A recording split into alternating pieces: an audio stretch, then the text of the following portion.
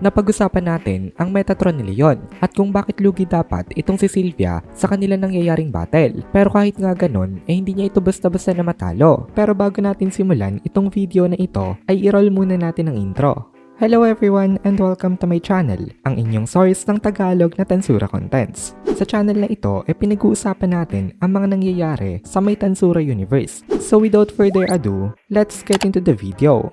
Ang lakas nga nitong si Leon, pero hindi rin naman basta-basta itong kanyang master na si Sylvia. Ang kanyang ultimate skill na Thunder King Indra ay merong ability na makontrol ang lightning at itong strongest power ng nature. Kaya niyang gumamit ng lightning strikes, pero hindi lang basta ganon ang kanyang paggamit nito kasi mismong katawan niya ay nai-transform niya into a lightning. Kaya nai-enable siya nito na umatake at a divine speed.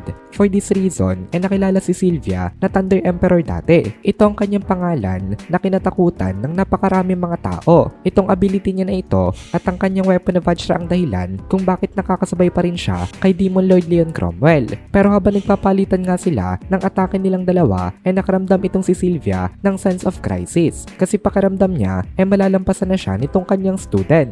Naisip nitong si Sylvia dito na natutuwa daw siya dahil nag-grow na daw ito. Actually, hindi niya nga daw in-expect na ganito kalaki ang naging growth nitong kanyang student. Usually, dapat ay magiging proud daw siya dito. Pero ang problema ngayon nga ay magkalaban naman sila. Ang dahilan talaga kung bakit nakaramdam ng sense of crisis itong si Sylvia dahil sa tingin niya hindi pa seryoso itong si Leon Cromwell. Kung baga iniisihan pa lang siya nito. Pero hirap na agad siya na makipaglaban sa kanya. Lalo na daw siguro once na ito nagsimula na magseryoso. Kilala kasi ni Sylvia itong si Leon Cromwell. Ang dahilan talaga kung bakit hindi siya nag-all out ngayon dahil meron siyang mga kakampi na nasa malapit. Kaya hindi niya gagamitin ang kanyang full strength. Kasi kapag ginawa niya yon, madadamay itong kanyang mga kasama. Talagang maalalahanin itong si Leon Cromwell. Ang kindness ay isang virtue, pero sa battlefield ay isang malaking weakness ito. Actually, napakabuti talaga nitong si Leon Cromwell. Kasi ang kanyang city na Eldorado tahanan ng mga orphans, ng mga batang walang mga magulang,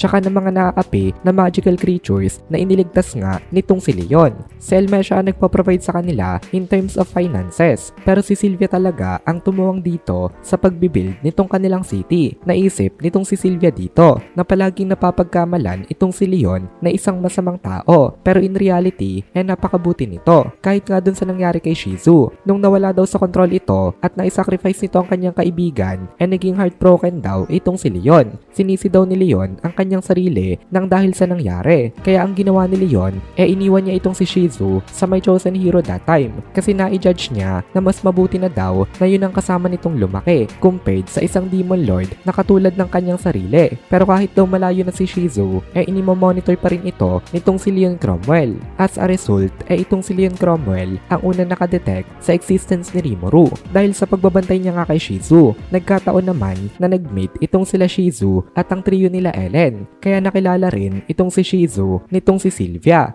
At nadismaya siya kung paano trinato si Leon ng mga tao kasi ang lumabas nga si Leon ay isang masamang demon lord na naging cruel kay Shizu when in fact napakabuti ni Leon sa kanya. Kaya pala humingi ng tulong itong si Leon kay Sylvia dahil rin sa may Purity King Metatron niya. Gusto ni Leon na pigilan siya ni Sylvia kapag mag-all out siya gamit nga ito kasi kagaya nga na napag-usapan natin kanina napakabait nitong si Leon Cromwell. Ang dahilan kung bakit hindi siya nag-all out dahil ayaw niyang may mga madamay. Pero ngayon na under control na siya ni Michael, wala na ang kanyang kabutihan na weakness kasi under na nga siya ng complete domination. Kaya baka gamitin niya na ang full potential ng kanyang Purity King Metatron. Ang Metatron na ito nag-i-specialized in mass annihilation. Kaya napakadelikado kapag ito ay ini-all out nitong si Leon Cromwell. Actually, pareha sila nitong dalawa ni Sylvia. Mass annihilation din ang specialty ng kanyang Thunder King Indra. Kaya aware itong si Sylvia kung gaano ka-dangerous itong Metatron nitong si Leon Cromwell. Kapag ini-activate ito ni Leon nang walang pake kahit na gaano kalaking damage ang tamuhin ng kanilang surroundings, itong buong country daw na ito ay ma-annihilate in an instant. At determinado itong si Sylvia na hindi ito hayaan na mangyari. Sa ngayon hindi pa nag-all out itong si Leon Cromwell pero halos wasak na itong audience hall nila. At tandaan natin na itong audience hall na ito malapit sa may transfer magic circle. Malaking dagok daw ito sa may Eldorado. Kapag nawasak mag-block din itong kanilang emergency exit kasi matatrap na sila dito. At hindi lang yon, hindi lang sa hindi na sila makakatakas, hindi na rin daw makakapasok dito itong sila Rimuru. Kaya wala na silang maaasahang backup pa kapag nasira ang magic transfer circle. Kaya talagang problemado ngayon itong si Sylvia. Wala rin namang maitulong itong sila Alros at Claudia sa kanya kasi hindi strong enough itong dalawang to ni hindi nga sila makasunod sa kung ano ba ang nangyayari. Sabi ni Claude ay nakakatakot daw itong nangyayaring laban. Hindi niya na raw makita itong dalawang nagduduel. Hindi niya na alam kung sino ang nananalo. Sabi naman ni Alros wag daw mag-alala ito kasi parehas daw silang dalawa.